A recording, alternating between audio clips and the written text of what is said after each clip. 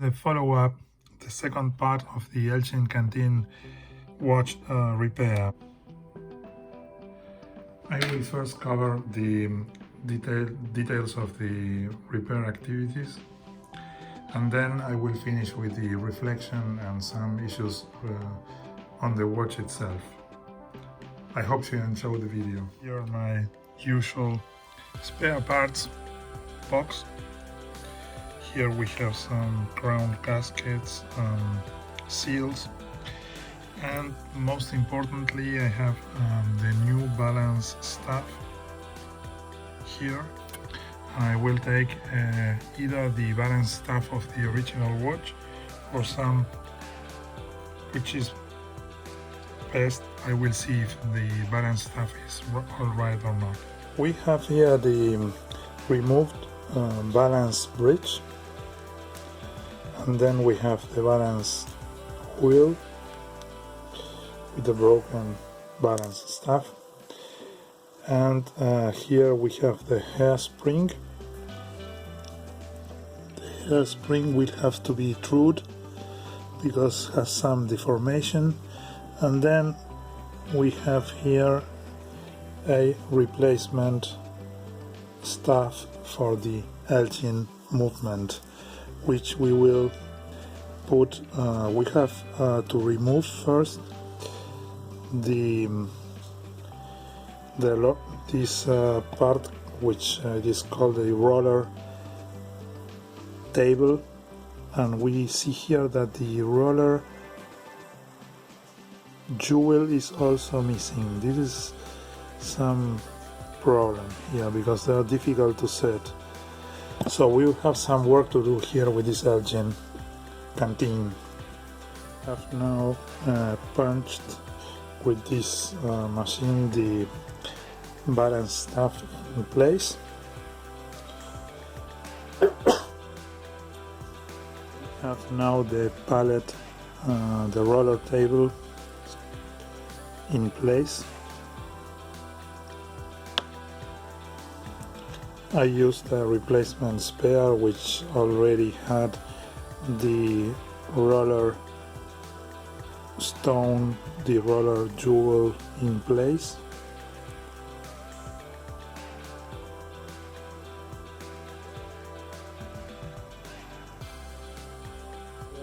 I placed the hairspring on the stuff.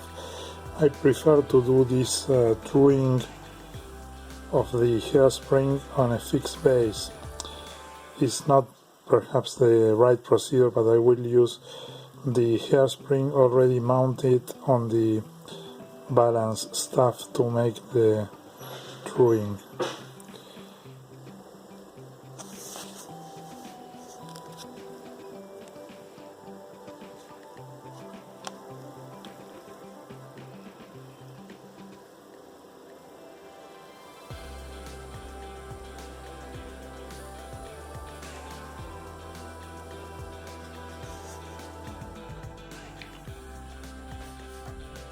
The serial number of the watch and the prefix T dated this piece to the 1943.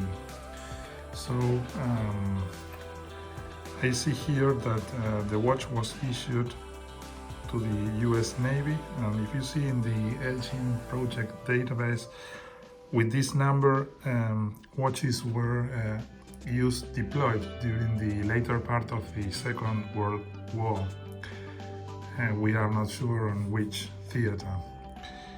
The next issue here is that the back case has indeed the signature of a watchmaker who did a repair in 1949.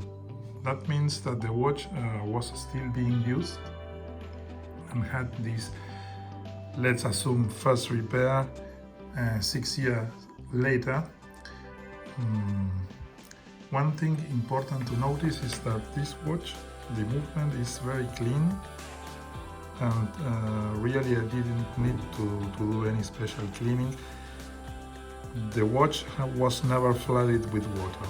This is important to note. If we see another hint is the strap which the watch came with. This strap is a military nylon strap that was in use in the 50s in the Navy. And if you see the newer canteen watches, the newer Elgins of the 50s and perhaps until the 60s, use this type of band. Here the buckle is not original and also not the keeper. But the strap in itself shows that the watch continued to be used in a military service for the Navy still well into the 50s. Another issue of the strap, we can see that the strap has a hole in the most wider position, which I assume is because during the 50s the Navy divers began using wetsuits, and these wetsuits were not of the same design of the original rubber garments, and they began using the watch over the sleeve of the wetsuit in order to see the time. So I would assume that the strap was later adapted with 4 additional holes until the last end of the strap. Finally, if you see the crystal, which is the original one, still soldered in place,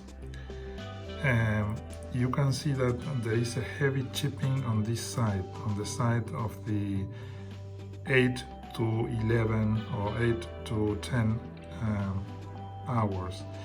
This heavy chipping here would indicate for me that perhaps this watch was used as a right-hand watch. This was a common practice in the old-time divers because crowns were either not protected with shoulders or not screw-down crowns, and so there was this belief that the crown could be protected if you use it in your right hand. And so if you use the watch in your right hand, then the glass is more damaged in this side. Referring now to if you see on the issue strap, if you see the famous picture of Lloyd Bridges in Sea Hunt episode, he began using the Elgin canteens. And you will see that he is wearing his canteen in this photo over the wetsuit sleeve, as I explained before. And the last thing I wanted to note is that the watch has a heavy wabi-sabi, what you call in this issue of the honorable damage of something, maybe a piece of pottery. In this case, it's a watch. I usually try to make the repairs affecting only the affected parts. For example, in this watch I did not do a general cleanup of the movement, and I did not remove the hands because the hands are in place after more or less 80 years.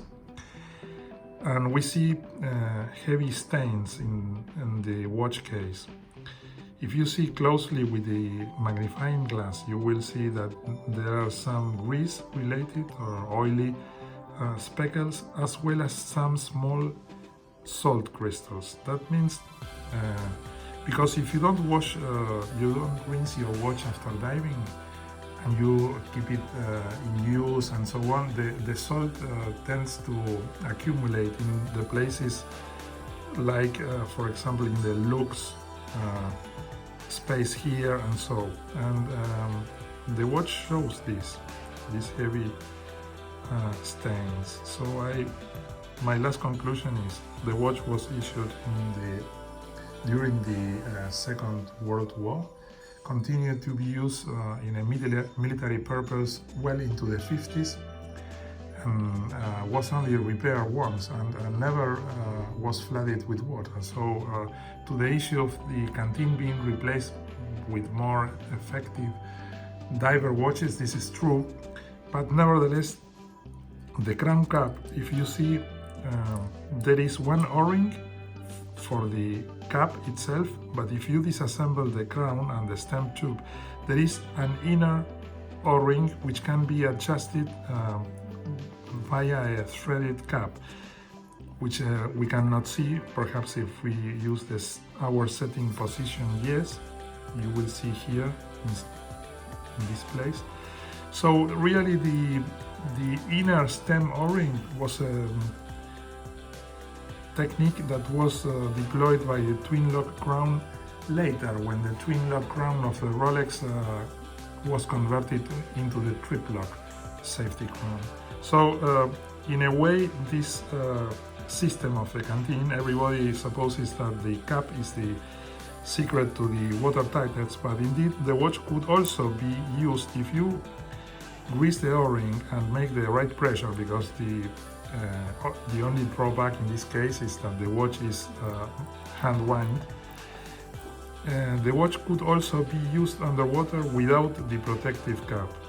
This was only a second additional safety measure for the canteen. So this is the last reflection. Well, I hope you enjoyed this video, and I will bring some issues on different military and dive watches in the future. Bye.